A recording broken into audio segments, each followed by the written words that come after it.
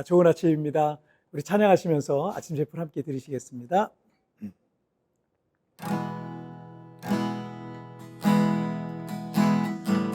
이 세상을 살아가는 동안에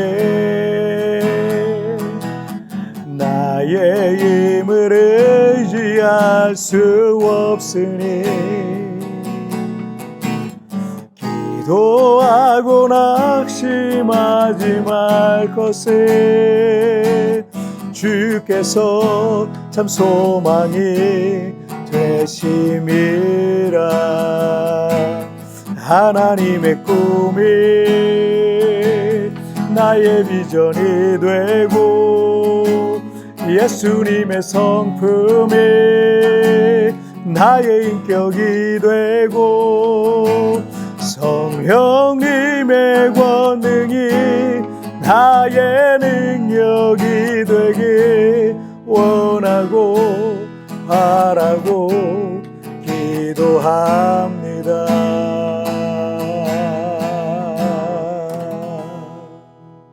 아멘. 자, 우리 같이 기도하시겠습니다. 살아계신 하나님 아버지 감사합니다. 오늘도 이렇게 우리 하나님 앞에 예배하며 하루를 시작하게 하시니 정말 감사합니다. 매일매일 하나님의 말씀에 내 마음을 비춰보고 내 믿음을 비춰보고 하나님 앞에 우리가 바로 설 수 있도록 도와주옵소서. 내 생각과 내 의지대로 사는 것이 아닌 하나님의 뜻을 앞세우고 살아가는 참된 크리스천의 삶을 살아가게 하여 주옵소서. 감사하며 예수님의 이름으로 기도하옵나이다. 아멘. 오늘 우리에게 주신 하나님의 말씀은 예레미야 32장 1절부터 5절까지의 말씀 제가 봉독해 올리도록 하겠습니다. 유다의 시드기야 왕 10째 해 곧 느부갓네살 18째 해에 여호와의 말씀이 예레미야에게 임하니라.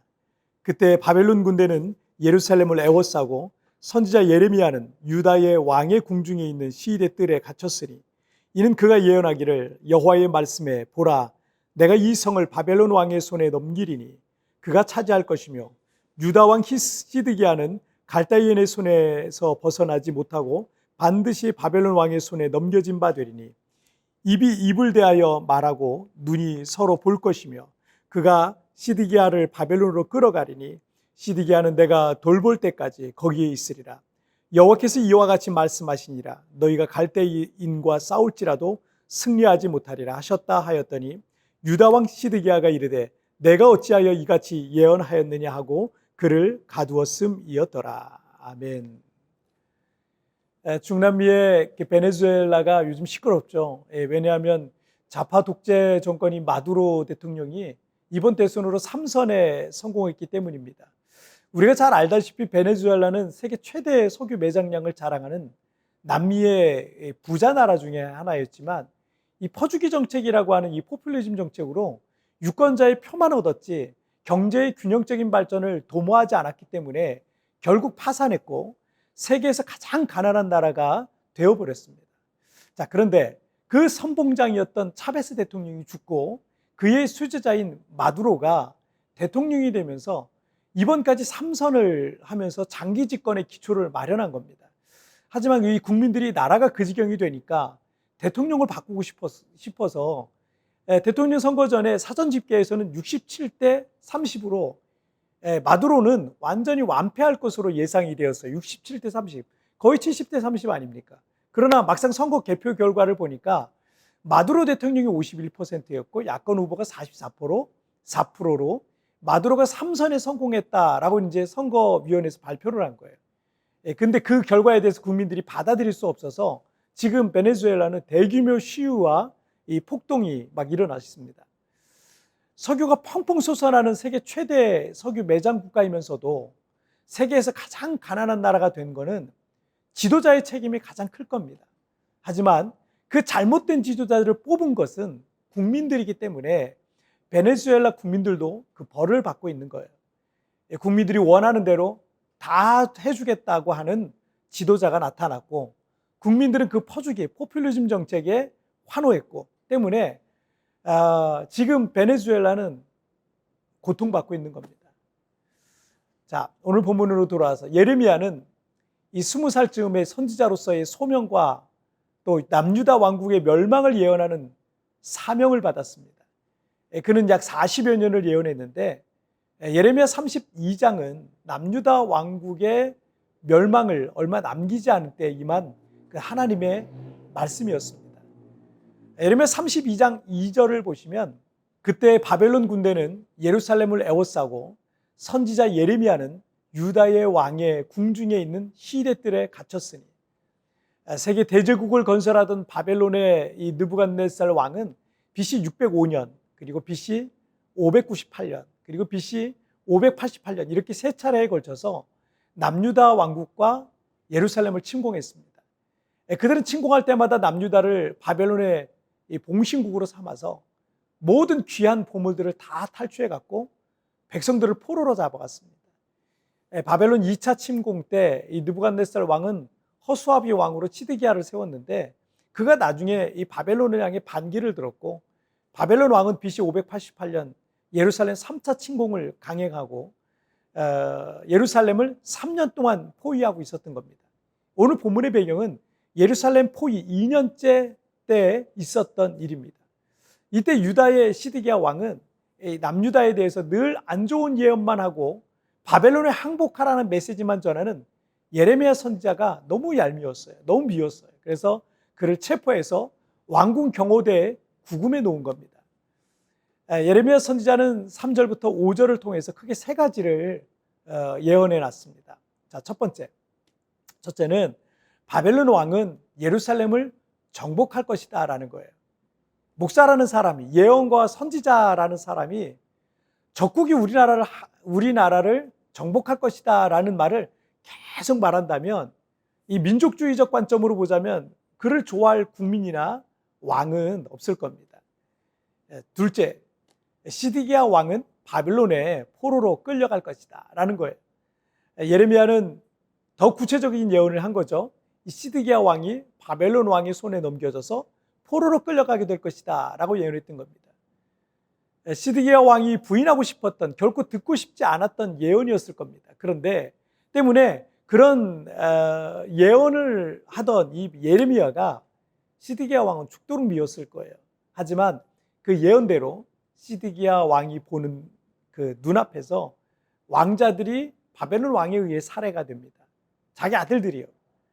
그리고 시드기야는 두 눈이 뽑힌 채로 이 쇠사슬에 매어서 옷이 다 벌거벗긴 채로 바벨론의 포로로 비참하게 끌려가게 됩니다. 자, 셋째, 바벨론과 싸워도 승리하지 못할 것이다 라는 예언이었어요. 지금 시드기야 왕과 백성들은 침략군과 목숨을 걸고서라도 싸워서 그들을 몰아내고 평화를 찾기를 바랐을 겁니다. 하지만 예레미야는 너희가 싸워봐야 승리하지 못할 것이다 라고 그들의 사기를 꺾어놓는 그런 예언을 했던 겁니다. 5절 이 마지막 부분을 보면은 유다 왕 시드기야가 이르되 내가 어찌하여 이같이 예언하였느냐 하고 그를 가두었음이었더라.